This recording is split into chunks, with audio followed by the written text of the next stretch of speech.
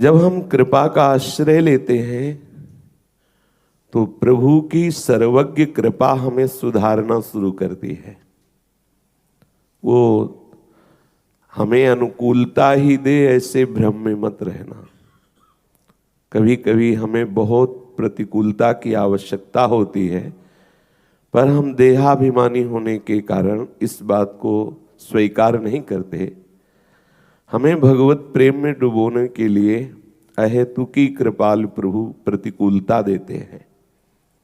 सूक्ष्मता से विचार करो, जैसे नमक के समुद्र के प्रवाह में पड़ जाएं तो जब तक आप निकलेंगे नहीं तब तक आपको उस नमक के समुद्र का अवगाहन करना ही होगा।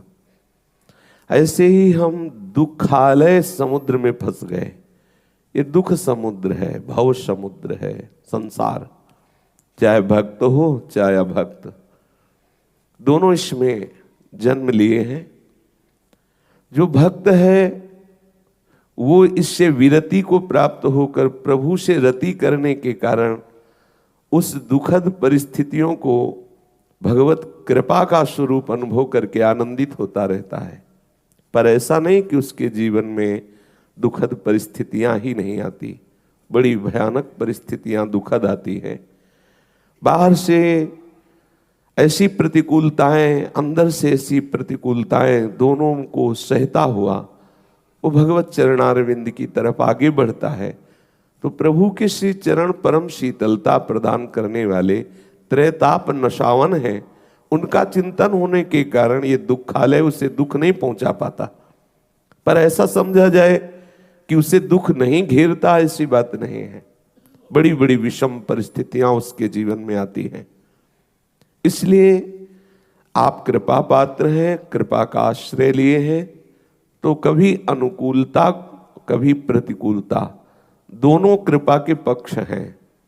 हमारे प्रभु जिस समय जैसा चाहेंगे वैसा हमें देंगे।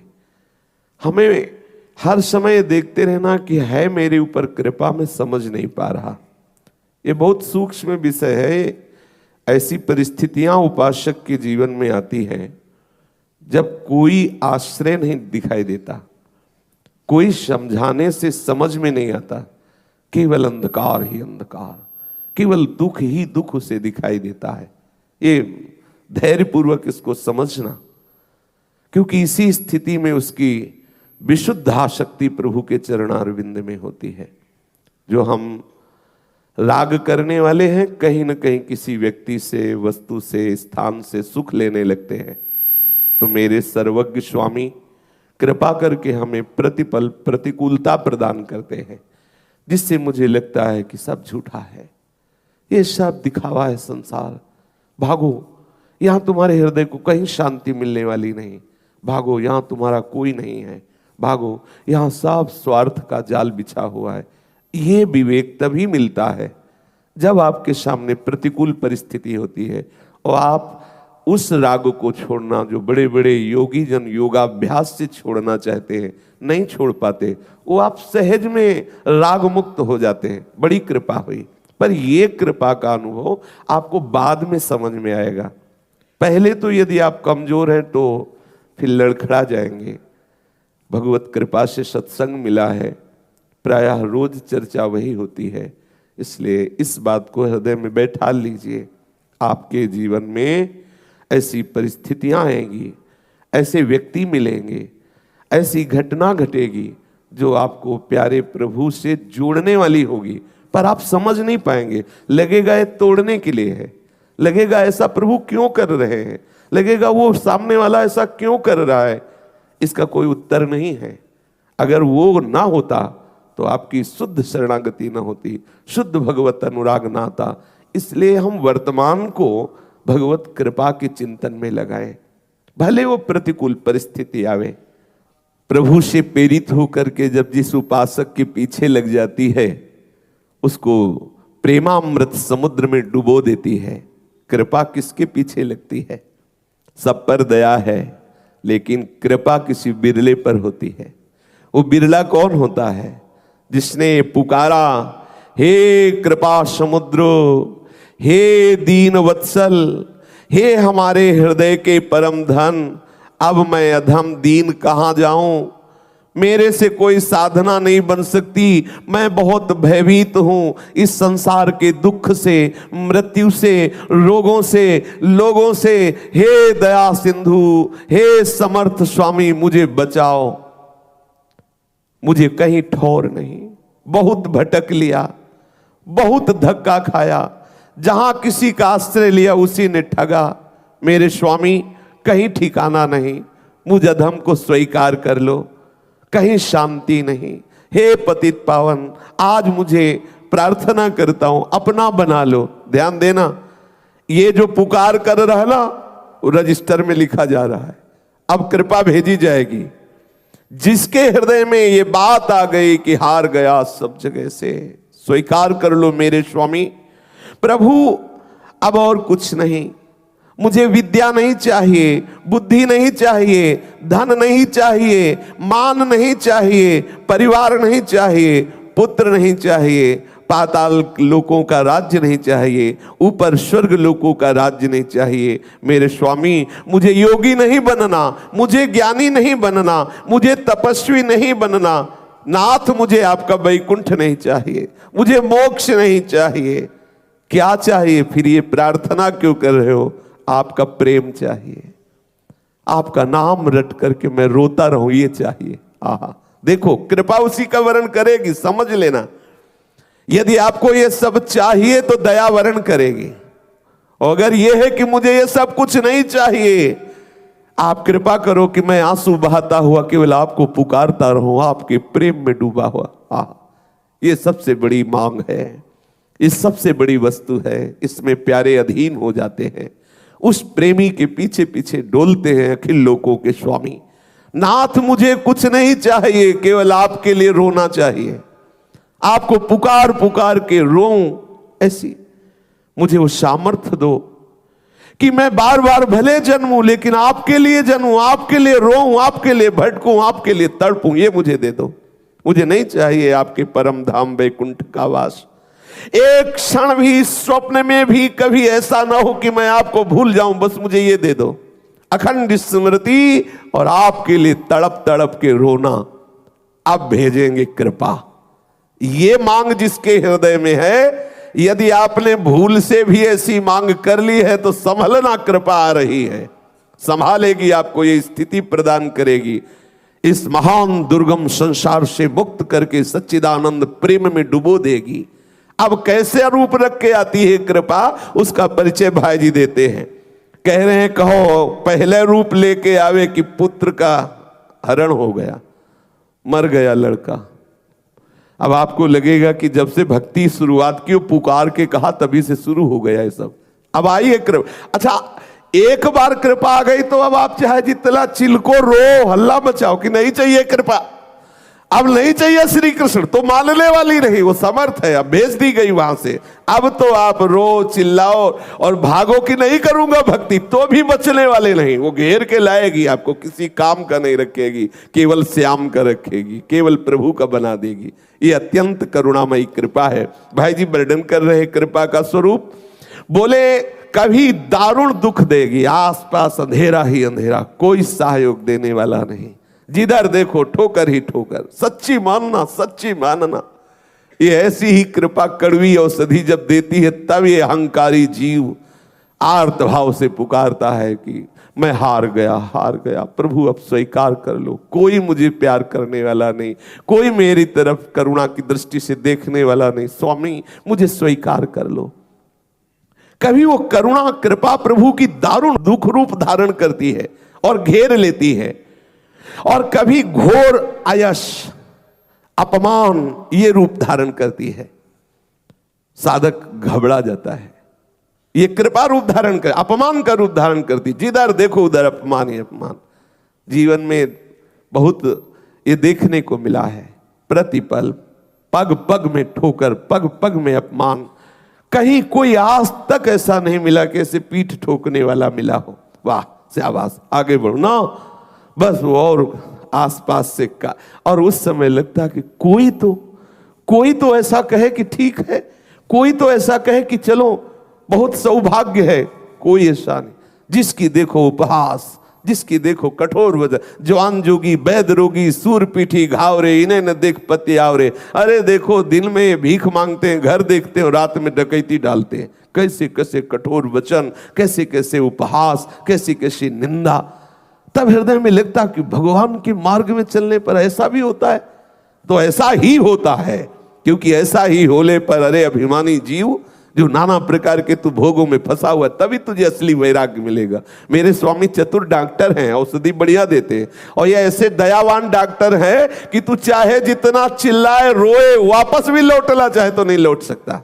पीछे से गेट बंद, क्योंकि ये बहुत कमजोर है ना, आगे देख करके ऐसा दुख भागना चाहता है कि अब लौट चलो, नहीं करनी भक्ति भैया, इतने ठीक जितने आनंद में, अब उतने में खड़े नहीं रह सकते, पीछे लौट नहीं सकते, बढ़ना ही पड़ेगा आगे। ये है कृपा सिंधु की कृपा, तभी वो जीवन मुक्त होता है। किसी भी महापुरुष के चरित्र को पढ़ के देख लीजिए, कभी कृपा घोर अयश का रूप धारण करती है, अपयश का, कभी अपमान का रूप धारण करती है, समस्त मान सम्मान का अपहरण कर लेती है, कभी जगत के सुंदर जितने भी तुम्हारे आश्रय हैं सब छीन लेती है, यहां तक कि शरीर का भी आश्रय। शरीर बल से कुछ करना चाहोगे, लो असाध्य रोग, अब केवल हरिशरणम रास्ता बचा, उसको दीन कर देती है, सब जगह से हटा के एकमात्र दीनानाथ का आश्रय। ये कृपा से ही होता है, दूसरा कोई उपाय नहीं। इसीलिए कहते साधन तो अहंकार नष्ट करने के लिए, भगवत प्राप्ति तो कृपा से होती। यह है कृपा का परिचय। कभी कभी पथ भ्रांत कर देती है, जैसे ये क्यों करती है पथ भ्रांत, ये तो भगवत कृपा है। बोले इसलिए पथ भ्रांत करती कि आपको बहुत है ना कि मैं बहुत ज्ञानी हूं। अब जब उतरे मार्ग से अलग खड़े हो तब फिर पुकारो, हे हरि चूक हो गई, चलो फिर चलो।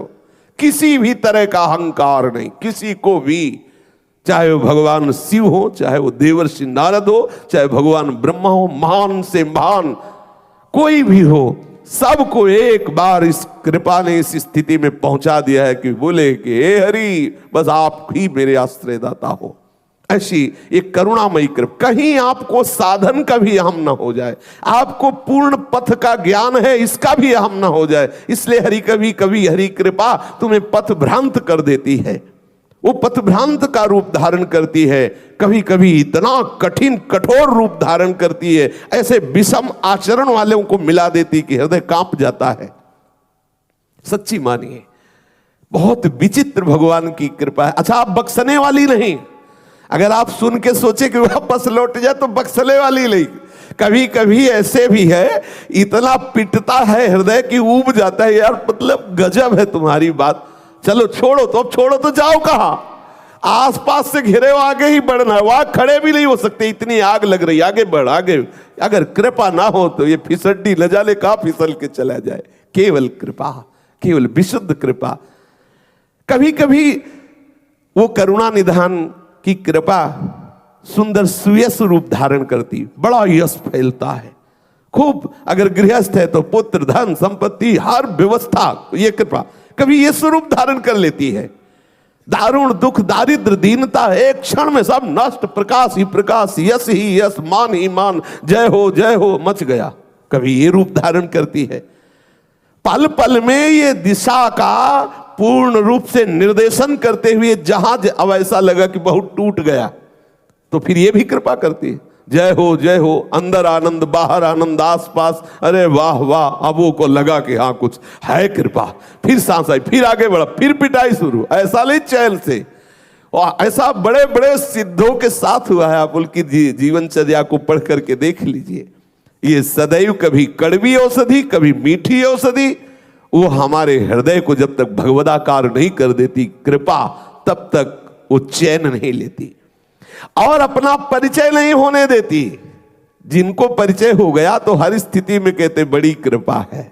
कोई भी प्रतिकूल से प्रतिकूल परिस्थिति हो, यही निकलता है बड़ी कृपा, बड़ी कृपा, श्री जी की बहुत कृपा है। ये अंदर से निकलता है, अंदर, क्योंकि ये परिचय मिल गया। पर ये इतनी करुणामयी कृपा है, पर हमारी समझ में नहीं आता, ऐसा लगता है ये भी कोई कृपा। अरे एक बच्चा था, एक परिवार था, उसको भी नष्ट कर दिया, ये कृपा। चलो थोड़ा करके शरीर से खाते पीते थे, भजन पूजन भी करते थे, उसको भी गिरा दिया, रोक दे दिया साध। ये कृपा, साधन भी नहीं बना, ये कोई कृपा है? अपना परिचय नहीं होने, असली कृपा है। सबसे बड़ा साधन क्या है? भगवद आश्रय। तुम साधन का आश्रय लिए थे, शरीर का आश्रय लिए थे, अब हो अनाश्रित, पूरा का पूरा हृदय से आर्त भाव से आश्रय लो हरि का, यही भगवत प्राप्ति कराएगा। आश्रय सहना पड़ेगा।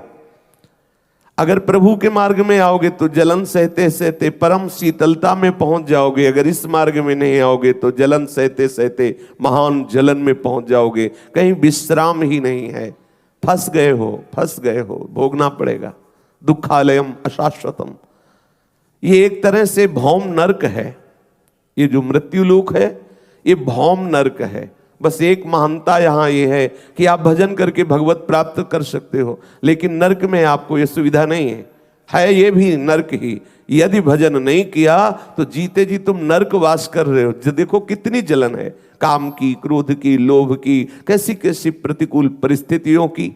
यदि हरि शरण हो तो बस एक महानता इस लोक की यही है कि तुम हरि नाम जप करके हरि आश्रित होकर मुक्त हो सकते हो। बस अगर इससे आप रहित हो तो ये भौम नरक केवल तुम्हें भ्रम से लग रहा है कि हम सुख भोग रहे हैं, जब स्वयं भगवान इसे घोषित किए हैं मृत्यु लोक तो मरोगे, दुखालयम तो दुख भोगोगे, क्योंकि है ही। पर ऐसा माया का भ्रम है कि वो दुख को ही सुख रूप में ऐसी भेजती रहती कि मुझे लगता है ये सुख है, और हम सदैव दुखी बने रहते हैं। हमारे दुख के मिटने का उपाय है संतों का संग, प्रभु के चरणारविंद की भक्ति और श्रीमद् भागवत के सिद्धांत को समझना। जब तक हमारे हृदय में श्रीमद् भगवत गीता, श्रीमद् भागवत के सिद्धांत नहीं तो हमें धैर्य कौन बंधाएगा? हम किन सिद्धांतों से चल पाएंगे? हम श्रीमद् भागवत, ये समस्त शास्त्रों के रचयिता भगवान व्यास देव जी की अंतिम रचना श्रीमद् भागवत है, पूर्णता है। इसी से उनको विश्राम मिला, हृदय शीतल हुआ कि जन जन का कल्याण करने में ये भागवत समर्थ है।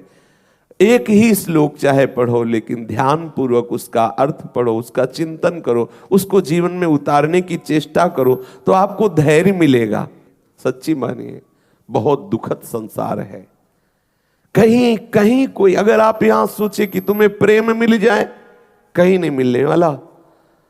पाए जान जगत में सब जन, कपटी कुटिल कलयुगी टंचु, यही परलोक सकल सुख पावत, मेरी सो भैया कृष्ण गुण संचु।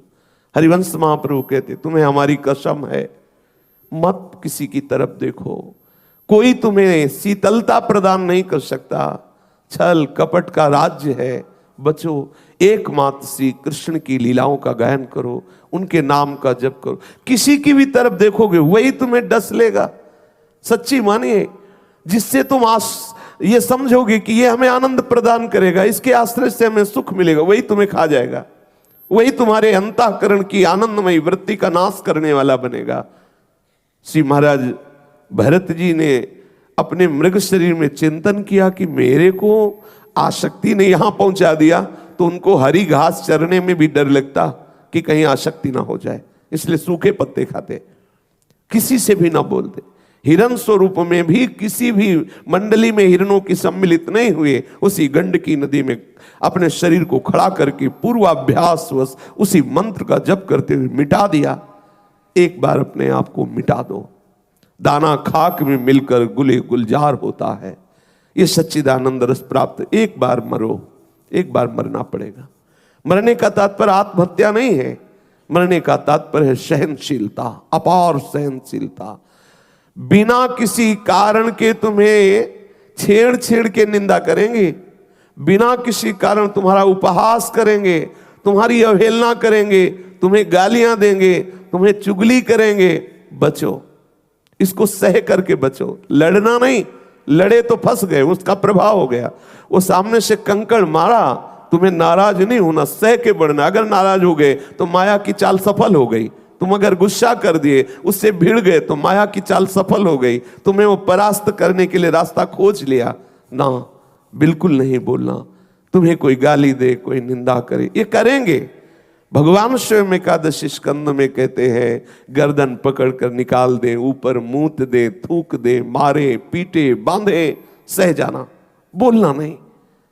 अगर ऐसा करोगे तो तुम मेरे परम पद को प्राप्त हो जाओगे। चलना पड़ेगा, ये सहना। सच्ची मानिए, ऐसा वो जो जिस कोटि का होता है उसी कोटि का अनुभव में आता है संसार। विषय को विषय ही दिखाई देता है, भगवदाकार को भगवदाकार दिखाई देता है, साधक को कहीं थोड़ा भगवदानंद, कहीं विषय आनंद, ऐसे चलता। जो जिस कोटि का है उसको वैसा ही दिखाई देता है। ये आपके समझाने के लिए आचार्य महापुरुष जन कह रहे हैं, उठो। अगर तुम सोचते हो कि देखो मैं भगवत मार्ग में चलता हूं, शांति से चलता हूं, किसी से बोलता नहीं, फिर ये निंदा क्यों कर रहा है, इसको क्या लेना है। उसको भेजा गया है आपको परेशान करने के लिए भेजा गया है। बिल्कुल ये बहुत गंभीर विषय है, इससे निपटना होगा। यदि आपके जीवन में अभी नहीं है तो अभी भक्ति चढ़ाई पे नहीं है। अगर आपको लग रहा है बड़ा चैन से नाश्ता भोजन सब हो रहा है, क्या परेशानी है, हाँ थोड़ा माला जप रहा हूं, पाठ, अभी रंग नहीं आया। जिस दिन रंग आएगा उस दिन तुम्हें पता चलेगा कि क्या स्वरूप आता है। छेड़ छेड़ के आपको जलाया जाएगा, आपको पड़ोस में ऐसे रखे जाएंगे जो आपको जलाएं, गालियां दें, बेमतलब बिना अपराध के। हरिराम व्यास जी कह रहे, बिनु अपराध चहूं दिसि बरसत, पिसुन बचन अति तीर। चार ऐसे तीर जो हृदय में एकदम चुभे, हमारा कोई मतलब नहीं, हम तो कुछ नहीं बोले, ये हमको क्यों ये भी नहीं बोलना, आगे बढ़ो आगे, समय नहीं। अगर ऐसा बोले तो उसकी चाल चल गई, वो यही चाहता है, इसे छेड़ो, ये परेशान हो, ये क्लेशित हो, ये हमसे लड़े, ये हमें मारे, इसका मार्ग रुके। बिल्कुल नहीं बोलना। सत्संग का मतलब केवल कथा वार्ता ही नहीं है। सत्संग का मतलब है असत त्याग और सत्य में स्थित होना। ये युक्तियां हैं जिन युक्तियों से आप सच्चिदानंद रस को प्राप्त होंगे। नहीं तो केवल रुलाते रहते हैं, यहाँ लोग केवल रुलाते रहते हैं। एक महाभागवत अनन्य भक्त श्री चंद्रहास जी महाराज, उनके पावन चरित्र का अपने लोग श्रवण करते हैं, इससे भक्ति बहुत घनीभूत होती है। केरल देश में एक परम मेधावी सुधार्मिक नाम के राजा राज्य करते थे। धर्म पूर्वक चलना, प्रजा का पालन करना और भगवान नाम जप करना, शास्त्र विधि से बिल्कुल कभी प्रतिकूल एक भी आचरण जीवन में नहीं किया। तो उनके यहां महाभागवत चंद्रहास जी का प्रादुर्भाव होता है। भगवान के भक्तों का जिस कुल में प्रादुर्भाव होता है, वो कुल, वो ग्राम, वो नगर, वो देश परम पूजनीय हो जाता है। ये महाभाग्यशाली मूल नक्षत्र में प्रकट हुए। लौकिक में अमंगल माना जाता है, और भाव में देखो तो मूल कौन है नक्षत्र, भगवान। ऊर्ध्वमूल मधा शाखा मुसत्तम प्राहुरव्ययम, सबके मूल कौन है, श्री भगवान। किस नक्षत्र में पैदा हुए, मूल में, भगवत स्वरूप। और लोक में माना जाता है कि मूलन में पैदा हुआ है लड़का, अमंगल है, कुछ नष्ट ही होगा, संसार बड़ा विचित्र है। जैसे बालक रोता है ऐसे उनकी आवाज में निकला कृष्ण कृष्ण। बड़ा आनंद हुआ सुधार्मिक राजा को कि हमारे कोई महाभागवत पधारा है, क्योंकि ये भजन करके पूर्व जन्म में ऐसी भागवती की स्थिति प्राप्त की कि अबोध अवस्था में ही श्रीमुख से कृष्ण नाम निकल रहा है। आनंद उत्सव मनाया जा रहा है। राजा है, राजकुमार प्रकट हुआ, और दूसरी बात वो स्वयं भक्त हैं, और भगवान का ऐसा भक्त जो जन्म लेते ही कृष्ण नाम उच्चारण किया।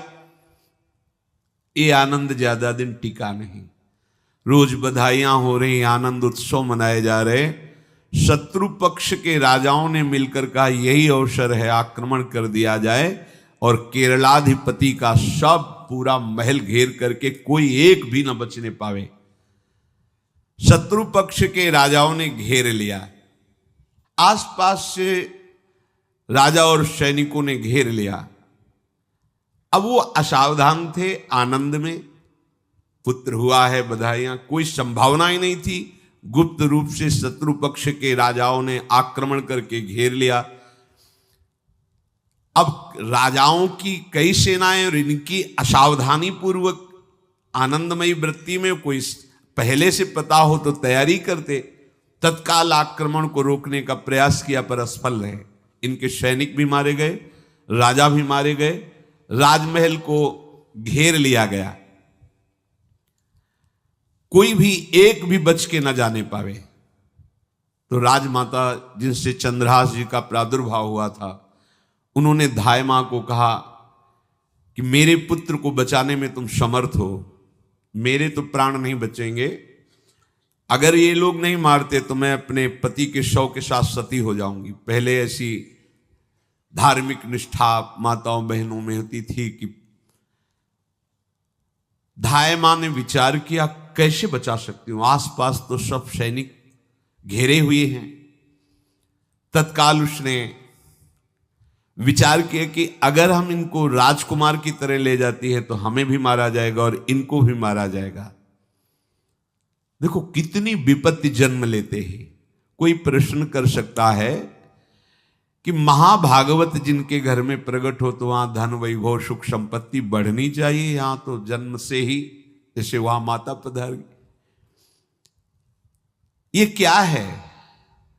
तो श्री भगवान स्वयं कह रहे हैं, यस्य तुष्टो रहम पार्थ वित्तम तस्य हराम्यहम करोमि बंधु विच्छेदम सच कष्टेन जीवती। हे अर्जुन, मैं जिस पर बहुत प्रसन्न होता हूं, आप अपने ऊपर भगवान को बहुत प्रसन्न करना चाहते हैं, बहुत प्रसन्न करने में ये है, देख लो। कह रहे जिस पर मैं बहुत प्रसन्न होता हूं सबसे पहले उसका ऐश्वर्य नष्ट करता हूं, फिर क्या करता हूं, फिर बंधु बांधवों का, फिर क्या करता हूं, असाध्य रोग उसके शरीर में। बोले महाराज जी तुम प्रसन्न हुए हो कि पूरे के पूरे नाराज हो गए हो? बोले यही मेरी प्रसन्नता है। क्या? माया का नाश। अब एकमात्र भरोसा केवल भगवान का, दूसरा कोई नहीं। ये सबको पसंद नहीं आएगा, सब तो उस भगवान की भक्ति चाहते हैं कि अगरबत्ती धूप बत्ती तन मन धन सब तेरा स्वामी, क्या लागे मेरा, पर अंदर से कह रहे सब तन मन धन सब मेरा, क्या लागे तेरा। ऐसे तो चलेगी भक्ति। लेकिन कई बार सत्संग में पीछे धाम में कहा था कि भगवान को रिझाकर लोक मांगोगे तो चैन से रह लोगे, और अगर उनसे प्यार करने की बात मन में ठानी कि बस मुझे केवल आपकी आंखों में आंखों को मिला करके जीवन व्यतीत करना है, मुझे और कुछ नहीं चाहिए, तो फिर लाडले आपको दुशरिहा का कोई आश्रय रहने नहीं देंगे। ध्यान रखना, जितने दुशरिहा होंगे तो ये बर्दाश्त हो तो कदम आगे बढ़ावे, बहुत प्रसन्न हो जाओ ठाकुर हम पे, तो कह रहे यस्य तुष्टो हम पार्थ वित्तम तस्य हराम्य हम करोमि बंधु विच्छेदम सच कष्टेन जीवती। जितनी श्वासें रहेंगी भयंकर कष्ट मैं उसको व्यतीत करने के लिए दूंगा। ये दंड नहीं है, ये पुरस्कार है। अनंत जन्मों का हिसाब बराबर करके कहीं इसकी वृत्ति मेरे से हट न जाए, ऐसे घेरे में डाल के अखंड चिंतन करवा के सजयति जयति जग उच्चरे।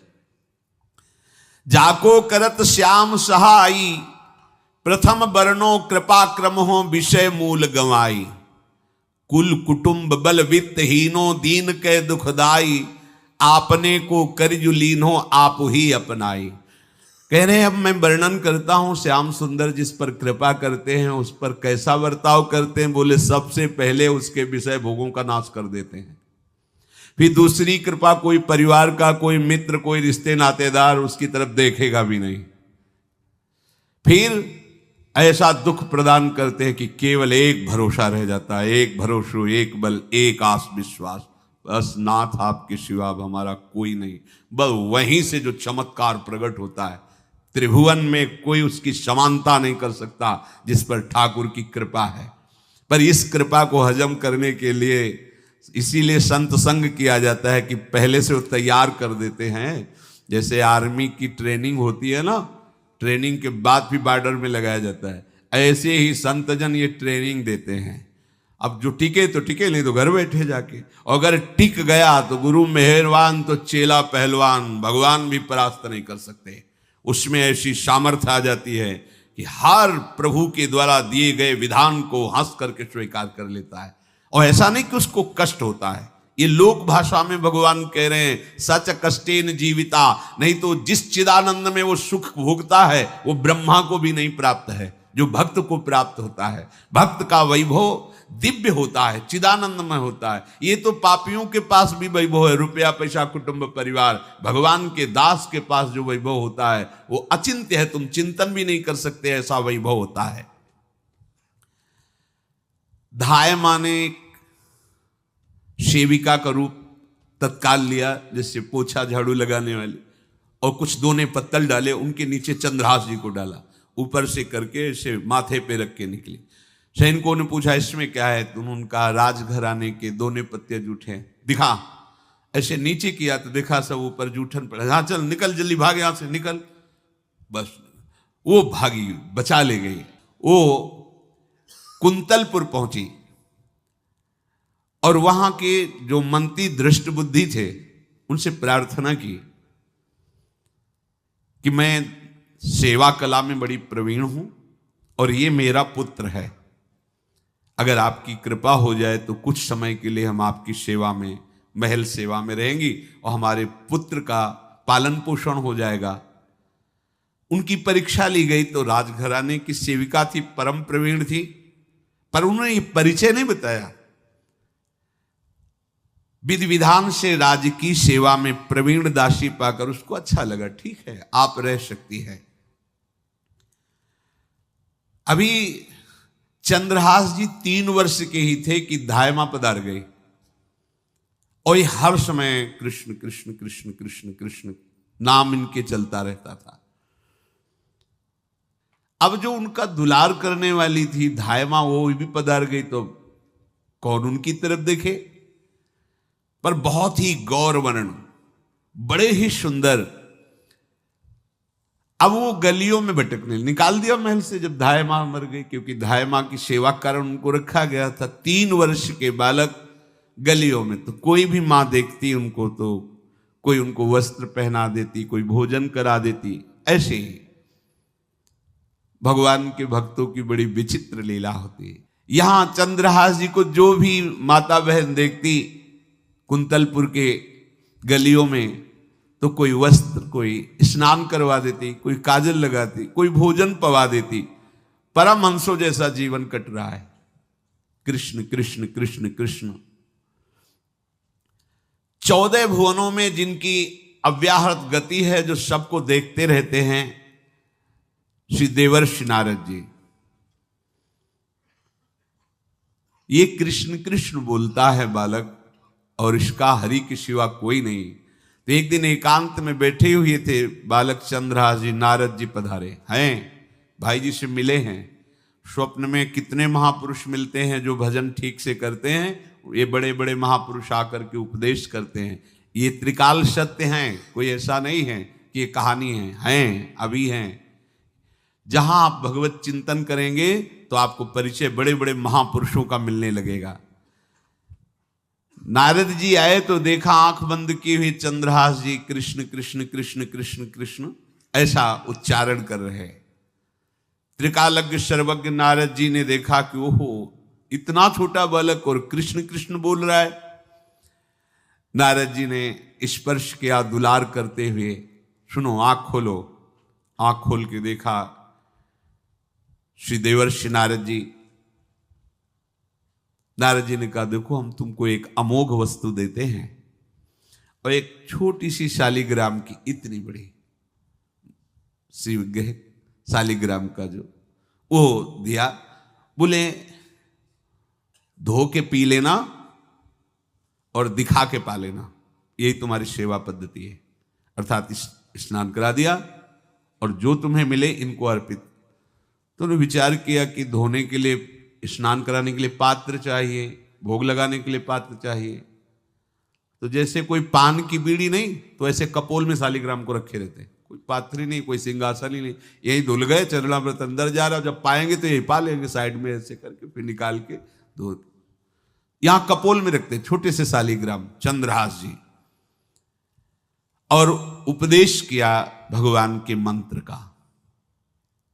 जब कोई भगवत प्राप्ति के लिए चलता है तो भगवान ही गुरु रूप से प्राप्त होते हैं, वहां तक तुम्हें पहुंचा देते हैं या उन महापुरुष को आपसे मिला देते हैं।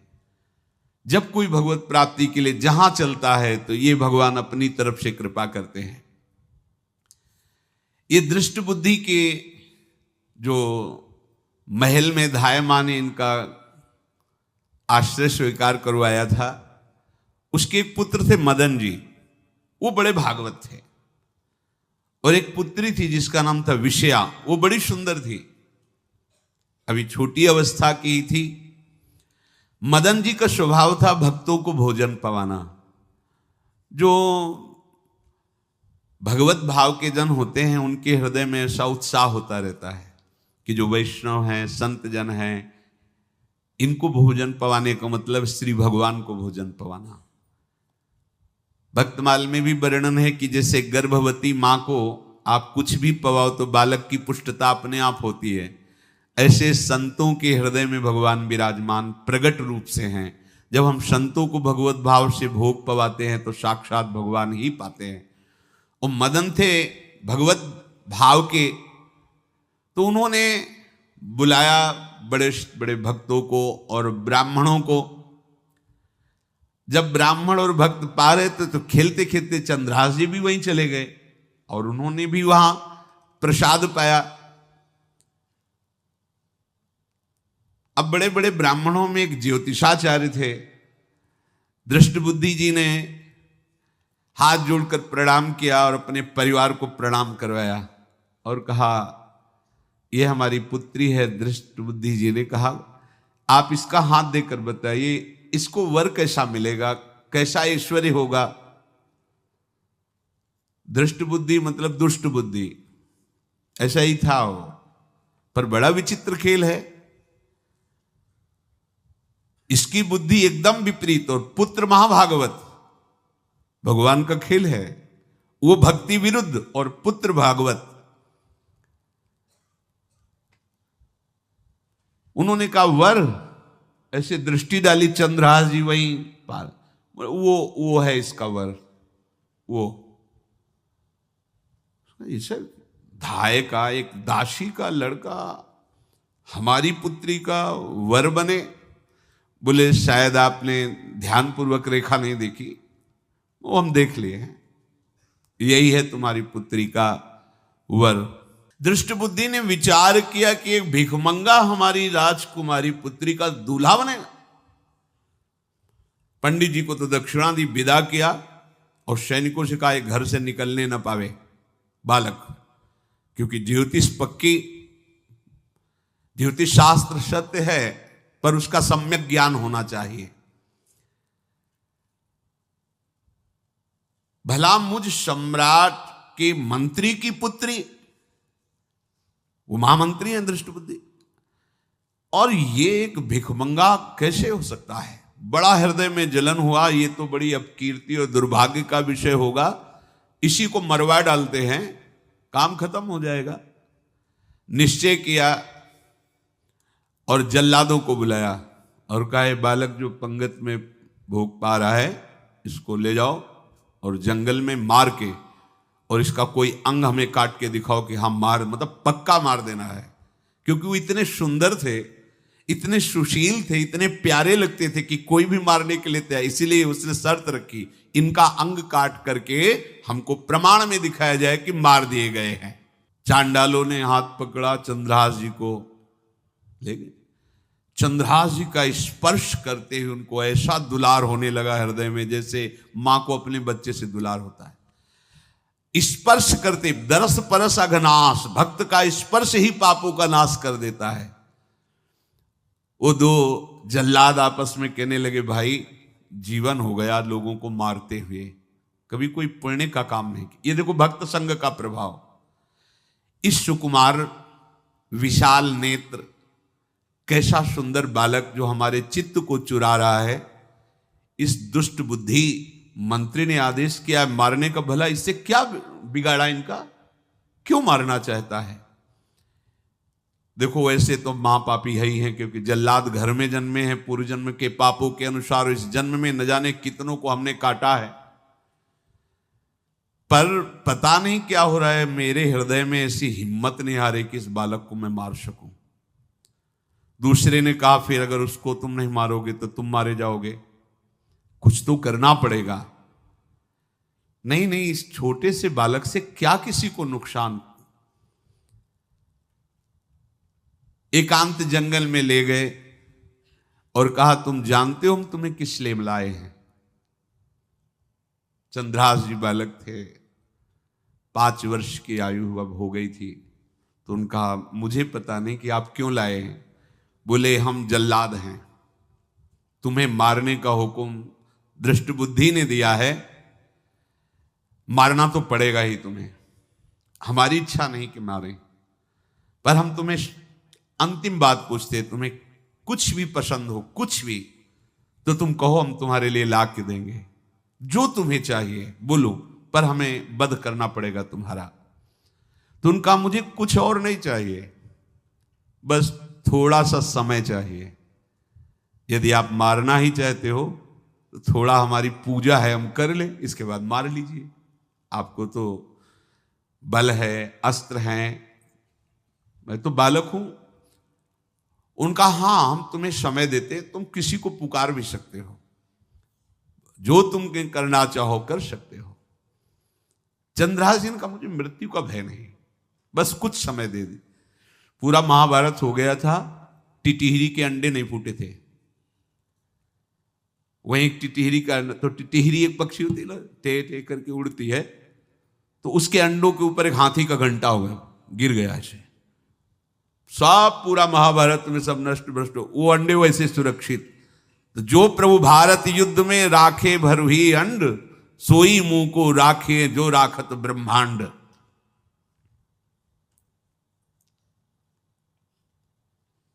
मैं तो अनाथ हूं, श्री कृष्ण के सिवा कोई मेरा है नहीं, मैं किसको पुकारूं? मेरा आश्रय तो एकमात्र वही प्रभु हैं। और निकाला शालिग्राम, यही सिंहासन है शालिग्राम का। भगवान के भक्तों की अपार महिमा है।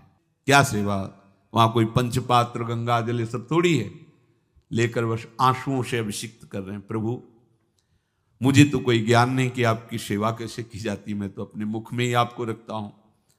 अब मेरे जीवन का अंत होने जा रहा है, बस मैं यही प्रार्थना करता हूं कि मैं आपके ही समीप पहुंचूं, आपका ही स्मरण करूं, आपसे कभी विलग न हूं, एक भी वृत्ति आपसे कभी विलग न जाए। श्याम सुंदर मुरली मनोहर ललित त्रिभंगी, ध्यान करते हुए आंख खोली और इशारा किया, काट दो मुझे। जल्लादों ने जब देखा आंसू चल रहे ऐसा, वो बैठ गए अस्त्र रख के, कहने लगे, भाई तुम मुझे मार दो, भले वो दृष्ट बुद्धि मुझे, मैं इस बालक को नहीं मार पाऊंगा, मेरी हिम्मत नहीं। अब कुछ भी हो, मेरा वध हो जाए, पर मैं इस बालक को, गिरे मुरझाई दया आई कछु भाए भरे, ढरे प्रभु और मति आनंद शोभिनी है, हुती छठी आंगुरी सो काट लई दूषण हो, भूषण ही भयो जाई कहीं सांच चीनी है। जब नेत्र का इशारा हुआ कि वध कर दो, तो जो बधिक मारने के लिए आए हत्यारे थे, वो आनंद से एकदम प्रफुल्लित हुए और कहा, मैं नहीं मार पाऊंगा तुम्हें। तो एक ने कहा, देखो एक उपाय मुझे दिखाई दे रहा है, इस बालक में विशेषता तो है ही, पर इसके पैरों में देखो, बाएं पैर में एक छठी अंगुली भी है, किसी किसी को होती है। गांव में तो कहते हैं छंगू या छंगा, जिससे होता है ना गांव में, और ये छंगा मतलब 6 अंगुली की। बोले इसको अगर काट लेते हैं तो प्रमाण भी सत्य, जिसकी कसम खवाएगा मैं खा लूंगा कि ये चंद्रहास जी के है, और मैं मार दिया। और कौन इस बालक को ढूंढेगा, जंगल में छोड़ देते हैं, अपनी तो सामर्थ्य नहीं। बधिकों ने, जल्लादों ने ऐसा ही किया और जाकर अंगुली दिखा दी, मैं बालक का वध करके आ गया हूं। उनको यह कि लाखों बार इन्होंने वध किया, तो संशय का कोई रिश्तेदार थोड़ी है, वो तो बालक है, उसको मारने में क्या। हाँ ठीक है, मार दिया गया। अब वो जो चले गए तो अंगुली जो कटी थी उससे रक्त प्रवाह हो रहा है। कृष्ण कृष्ण जगन्नाथ वासुदेव जनार्दन, हे कृष्ण हे जगन्नाथ हे वासुदेव हे जनार्दन, ऐसे नाम उच्चारण करते हुए मूर्छित हो रहे हैं चंद्रहास जी। वो छोड़ करके जल्लाद चले गए। चंद्रहास जी भगवान का स्मरण कर रहे हैं, तो जितने जंगल के मृग हैं वो सब मंडलाकार घेर के ऐसे। एक हुमा नाम का पंछी होता है, अगर उसके पंखे की छाया पड़ जाए तो चक्रवर्ती सम्राट का वैभव प्राप्त होता है। और वो भीड़ की भीड़ पक्षी आकर चंद्रहास जी के ऊपर ऐसे घेरे हुए हैं, आसपास मृग मृगी मृग शावक सब घेरे हुए हैं। बीच में चंद्रहास जी कृष्ण गोविंद दामोदर माधव ऐसे उच्चारण कर रहे हैं। जो भगवान के चिंतन में मगन रहना अपना स्वभाव बना लेता है, तो देखो ऐसे हत्यारों के हृदय में भी दया गई, क्योंकि दया समुद्र भगवान का स्मरण जो करते हैं उनमें ऐसी महामहिम दिव्यता आ जाती है। कोई भी कितना भी निर्दयी हो, अंदर से वो भले जल रहा है द्वेष के कारण, पर कहीं ना कहीं ये द्वेष आंतरिक राग का सूचक हो। वो भी भक्त को प्यार करता है, पर भक्ति ना होने के कारण वही उसका राग द्वेष में बदल जाता है। कोई भी हो, अंदर से जब भक्त के प्रति जलन पैदा करता है तो उसमें मूल होता है भक्त की महिमा, भक्त का महत्व, पर उसे ना प्राप्त, जैसे कहते हैं कि वो अंगूर खट्टे हैं और हट नहीं प्राप्त कर पाए तो अंगूर खट्टे हैं। बकाया महत्व तो सब के अंदर होता है, दुष्ट से भी दुष्ट के अंदर भगवान के भक्तों का महत्व होता है, क्योंकि सबके हृदय में भगवान विराजमान है। अब चंद्रहास जी भगवत स्मरण करते हुए पक्षियों के और मृग आदि के बीच में हैं। उधर भगवान का एक विधान तैयार होता है, वह देश भूमि में रहत लघु भूप और सुख सवै एक सुत चाह भारी है। कुंतलपुर के ही अधीन एक चंदनवती नाम की राज्य नगरी थी, वहां के राजा थे, उनके पुत्र नहीं हो रहा था, तो कुंतलपुर सम्राट पद, चंदनवती राज्य राजा, जैसे प्रदेश और दिल्ली में बैठे हुए जो प्रधानमंत्री राष्ट्रपति वो बादशाह, जो दिल्ली का अधिकार वो बादशाह, और ऐसे छोटे छोटे जो राज्य हैं उनको राजा। तो ये चंदनवती के राजा कर दिया करते थे, प्रत्येक राजा को कर देना होता था बादशाह को। इनके पुत्र था नहीं और कर देने के लिए कुंतलपुर ही जा रहे थे, तो रास्ते में देखा कि बहुत से मृग और पंछी ये घेरे हुए क्या है, तो एक कौतूहल सा कि क्या है बीच में, आसपास मंडलाकार मृग, फिर वो विहंग पक्षी जो भगवान के आश्रित है, भगवान कैसी व्यवस्था करते हैं। वो चंदनावती के राजा दौड़ करके एक कौतूहलवश, क्या है यहां, मृगी पंक्तियों के बीच में पक्षी, हुमा नाम का बड़ा पवित्र पक्षी हिमालय आदि में पाया जाता है, जिसके ऊपर इसकी छाया पड़ जाए वो ऐश्वर्यवान हो जाए। देखा बालक दिव्य तेजों में, और मूर्छावस्था में नजदीक गए तो अंगुली पूरी कटी हुई थी, तो रक्त प्रवाह, गोद में उठाया और आनंदित हो गए, हमारी पुत्रेष्टि यज्ञ सफल हुई, हमारा दान पुण्य सफल हुआ, ऐसा हमें सुंदर बालक मिला। चंद्रहास जी को लेकर के घर आए और हृदय में भगवान का बार बार कृपा प्रसाद मना रहे हैं, मुझे भगवान ने पुत्र दिया। चंद्रहास जी को लेकर आए, आनंद मंगल बधाइयां बजने लगी, बहुत सी संपत्ति न्यौछावर कर दी। 5 वर्ष के चंद्रहास जी हैं। पूछा बेटा तुम्हारे माता पिता कौन है, तो कहा श्री कृष्ण। परिवार में कौन है, श्री कृष्ण। मतलब तुम्हारा कोई नहीं है, नहीं है श्री कृष्ण। समझ गए कि भगवान ही हमें कृपा करके ऐसे महाभागवत पुत्र को दिया। और है कौन, वास्तविक कोई नहीं श्री कृष्ण के सिवा। बड़ा उत्सव मनाया और अपने राज सिंहासन का अग्रिम अधिकारी युवराज पद चंद्रहास जी को। अब तो पूरे राज्य में आनंद की वर्षा हो रही। राजा मन में विचार कर रहे हैं कि ऐसा प्रतापी भक्त हमारे यहाँ आया है, अब हमको किसी को कर देने की जरूरत नहीं। तो जो हर महीने वर्ष में जो बंधा हुआ कर था उन्होंने नहीं दिया। एक बार, दो बार, तीन बार जब कर नहीं पहुंचा तो सम्राट ने आदेश किया मंत्री को कि चंदनावती से कराना बंद हो गया है। क्या बात है? यदि वो अहंकार से युक्त हो तो आक्रमण करके नष्ट करो, यदि समस्या है तो उसका सहयोग करो। बादशाह के आदेश से वहां दृष्ट बुद्धि पहुंचे तो युवराज पद पर चंद्रहास जी विराज, जिनको मारने के लिए जल्लादों के हाथ में दे दिया था।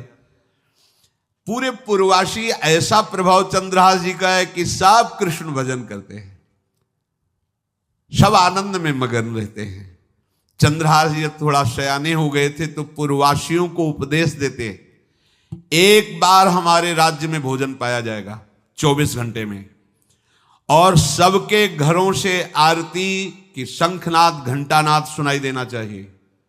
सबके यहां शाम के रोज नाम कीर्तन और भगवत कथा होनी चाहिए, क्योंकि आयुष्यम चपलम तादृक जल बुद्बुद सन्निभम चिंतयध्वम जनामूढ़ा माधवम वर्षम सुस्थिरम।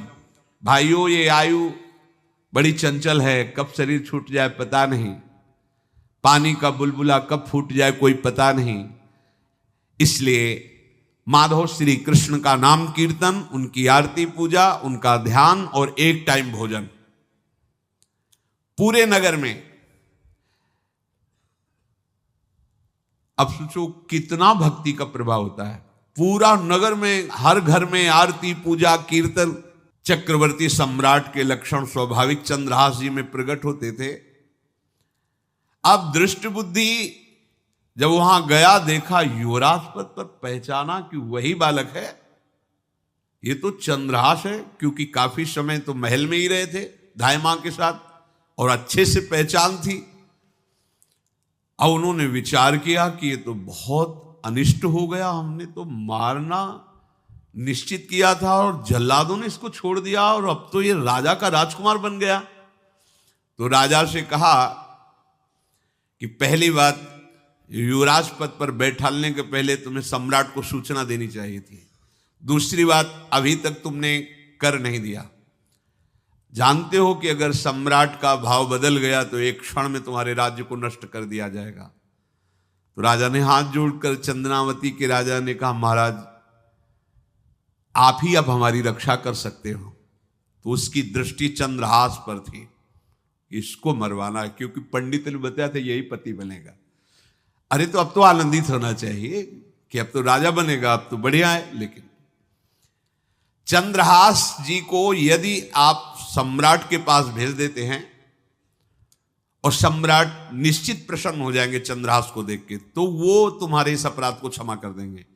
युवराज पद दे दिया और भेंट नहीं दी, कर नहीं दिया महीनों से, तो ऐसा करो चंद्रहास जी को भेज दो। राजा ने स्वीकार कर लिया।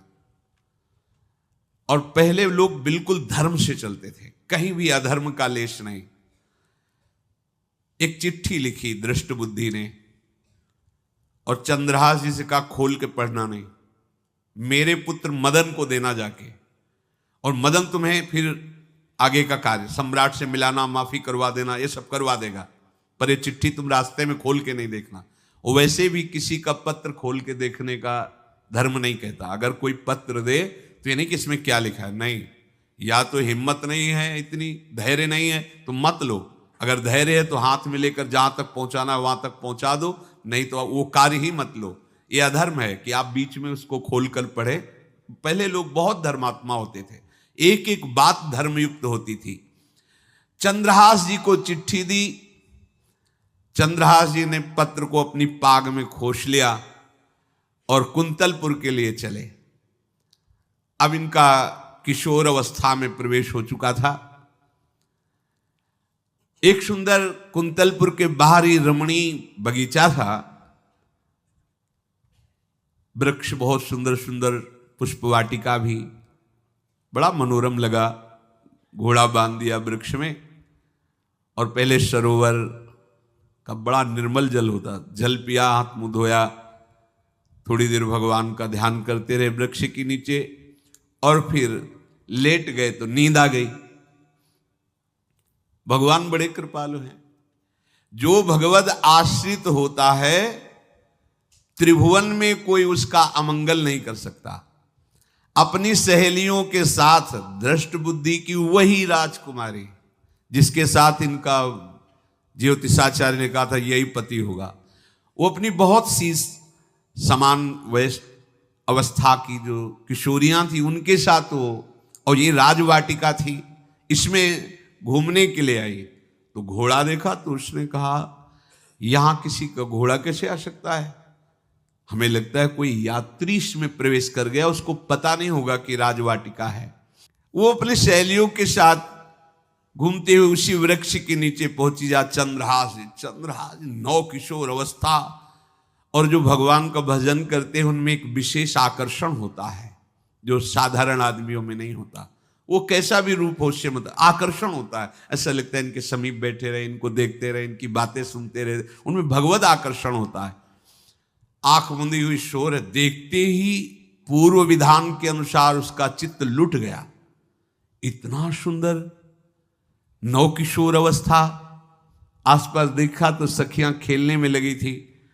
पाग में एक चिट्ठी सी दिखाई दी तो झुक करके चुपचाप ऐसे नौ किशोर अवस्था में चंचलता भी होती है, चिट्ठी खोल करके देखा तो वैसे ही रूप माधुरी में आसक्त हो गई थी। पूर्व संस्कार से आकर्षण भी हुआ।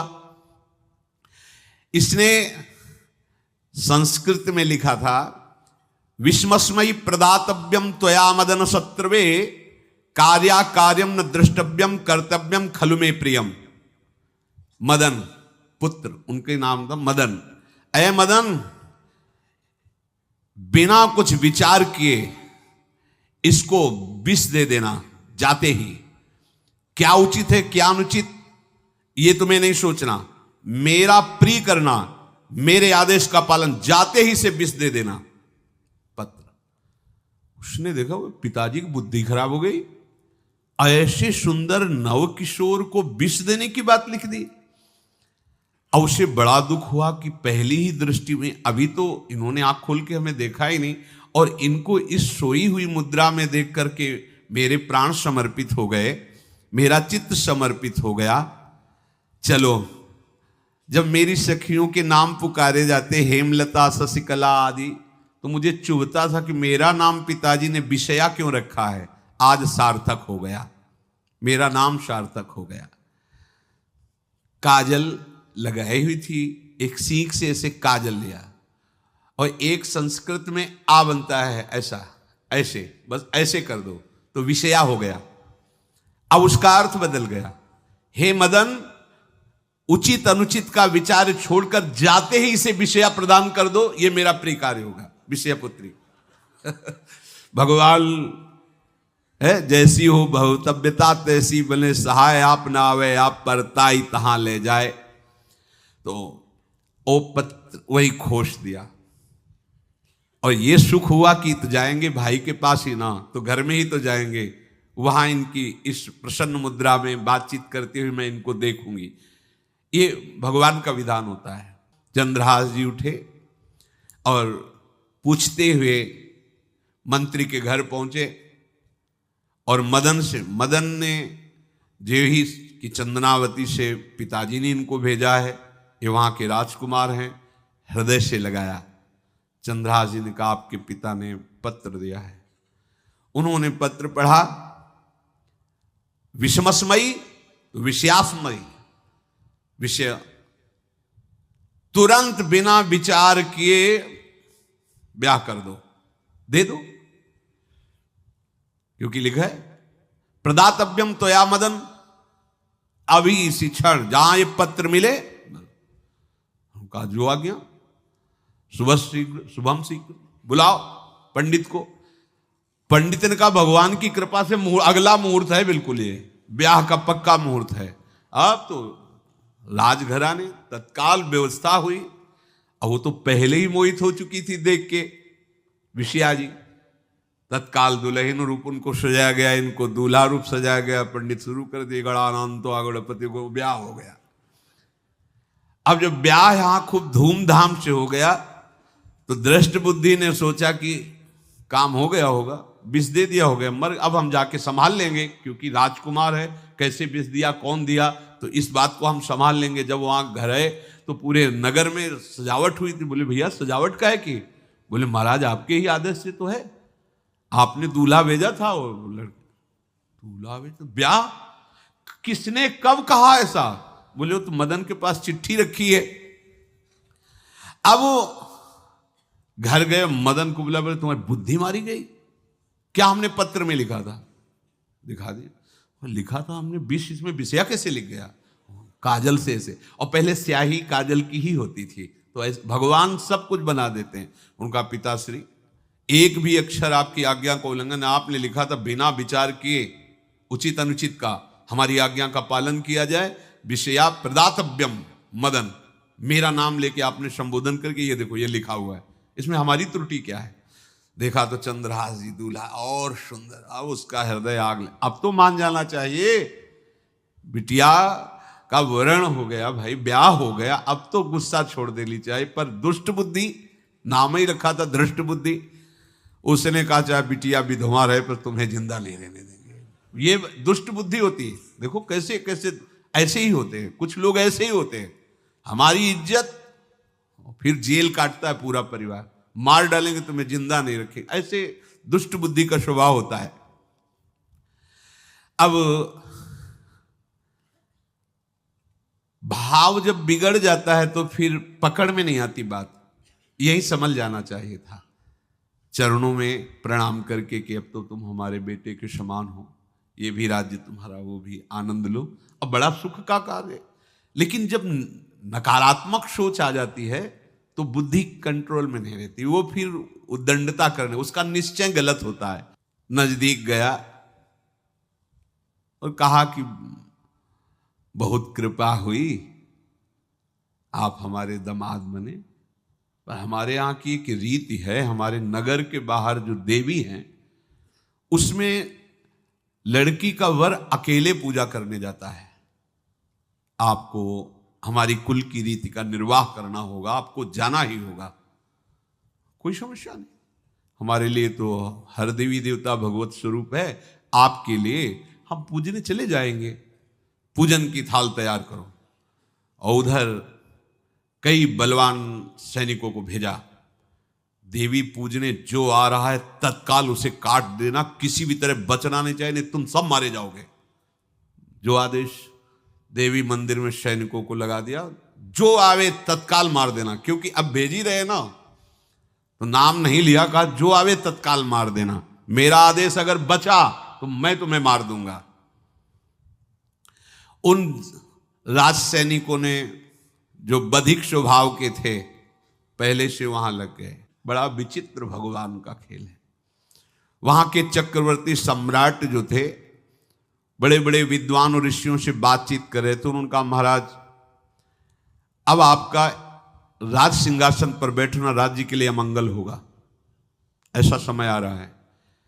इस समय यदि चंद्रहास जी को सम्राट पद पर बैठा दिया जाएगा तो आगे अकाल नहीं पड़ेगा और बड़ा मंगल होता चला जाएगा। ये मुहूर्त आपका राज सिंहासन पर से हटने का है, तो उनका प्रजा का मंगल हो और देश का मंगल हो, इसलिए हम बिल्कुल। मदन वहीं बैठे हुए थे, सचिव ने कहा तुरंत जाओ और जो तुम्हारे बहनोई बने हुए हैं चंद्रहास जी को लाओ। तो भागे। तो जो और सैनिक, राज सैनिक थे, पूछा किधर जा रहे हो? बोले वो अपने बहनोई चंद्रहास जी। बोले वो तो देवी पूजा के लिए गए। तो घर में जाके वो सीधे आगे बढ़े, तो जा ही रहे थे थाल सजा कर देवी।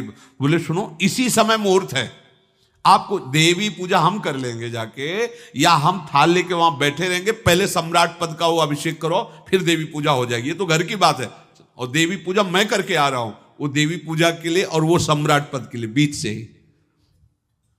दौरे सुख पाई जाय मगही में लियो जाए, दियो सो पठाई नृप रंग माही भीजिए। अब जो सम्राट थे तो बहुत आनंदित हो गए, क्योंकि भगवान का भक्त, तेजस्वी और बलवान शूरवीर योद्धा जो सम्राट पद पर बैठेगा तो अकाल नहीं पड़ेगा, सुख की सब प्रजा को वृत्ति प्राप्त होगी। बड़े आनंदित होकर इनका सम्राट पद पर अभिषेक हो रहा है। और दृष्ट बुद्धि के पुत्र जो मदन संतों और भक्तों का आदर करते थे, वो देवी पूजा, और वहां पहले उसने बोल रखा था जो आवे तो देवी अपमान ते न डरो, सम्मान करो, जात मारी डार्यो या सो भाष्यो भूप लीजिए। चंद्रहास जी का सम्राट पद पर अभिषेक और मदन जी का देवी मंदिर में प्रवेश, और सैनिकों ने काट के फेंक दिया मदन को। ये जो पे कृपा रघुपति कृपाल की, बैर और की कहा सरे, होई न बाको। बार भगत को जो कोई कोटि उपाय करे, गोस्वामी तुलसीदास जी लिख रहे, भगवान का कृपा पात्र जो भक्त है, किसकी ताकत है कि उससे बैर कर सके। चाहे कोई त्रिभुवन में हो, भक्त का बाल बांका नहीं कर सकता, चाहे करोड़ों करोड़ों उपाय कर ले। और तके नीच जो मीच साधु की, सो पामर ते मीच मरे। वेद विदित प्रहलाद कथा सुनि, को न भगति पथ पाम धरे। अगर तुम जिस भाव से साधु को नीचा दिखाना चाहोगे, वही भाव तुम्हारा सर्वनाश कर देगा। वैसे ही देखो सर्वनाश हुआ ना, एक ही पुत्र, और इसके आदेश से वह उल्टा खेल हो गया, पुत्र की ही हत्या हो गई, और चंद्रहास जी को सम्राट पद पर अभिषेक किया जा रहा है। अब दृष्ट बुद्धि ने बड़ी प्रसन्नता अंदर है कि वो तो मार दिया गया होगा। सैनिक आए और बोले महाराज आपके पुत्र का वध हो गया है। पुत्र का वध कैसे? बोले आपने कहा था जो आए उसे मार देना, तो आपका पुत्र ही थाल लेकर पूजन। वो तो चंद्रहास, बोले उनका तो अभिषेक हो गया सम्राट पद पे, ये कैसे हो गया? अब अंदर भारी दुख उनके हृदय में। उन्होंने बताया कि तुम्हारे पुत्र को तो हम लोगों ने ही काट डाला आपके आदेश के अनुसार, आपने कहा था जो जाए उसे काट। अब तो छाती पीट पीट के, माथा फोड़ फोड़ के खूब रो रहा है। किसी का कोई भी बस नहीं चल सकता भगवान के भक्त के ऊपर। तंत्र मंत्र दुनिया का जितना भी सामर्थ्य है, ये भक्ति को ऐसे खिलवाड़ नहीं है। अब वो बार बार मैं कितना भागी, हाय मैं कितना भागी, अपने पुत्र को ही मरवा दिया, ये हाहाकार करके रो रहा है। चंद्रहास जी ने जब सुना तो उन्होंने कहा अरे मृत्यु तो मेरी निश्चित थी, फिर मदन भैया को वो मेरी मृत्यु प्राप्त हुई। नहीं नहीं, ऐसा नहीं हो सकता, मैं अभी जाता हूं। वहां गए, देखिए सब कटे, अंगों को रखा, भगवान का ध्यान करते हुए स्मरण करते से हाथ फेरा, उठ के बैठ गए। अब ये घटना तो उनको पता नहीं थी दृष्ट बुद्धि को, उन्होंने खोपड़ी फोड़ करके अपनी हत्या कर ली। उनको जिला के आए तो फिर उनको जिलाया और कहा पिताजी अब कृष्ण कृष्ण जपो। अब उनकी बुद्धि शुद्ध हुई और भगवान का आश्रय लेकर के वो अपने जीवन को भगवत भक्ति में बनाए। तो जो भगवान का भक्त है उससे द्रोह करने वाले को भी परम मंगल ही देते हैं भक्त, पर भक्ति में अनन्यता की आवश्यकता है। प्रारंभ इहलोक परलोक के सारे सुखों को भगवान के चरणों में समर्पित करके किसी व्यक्ति वस्तु स्थान का आश्रय नहीं होना चाहिए।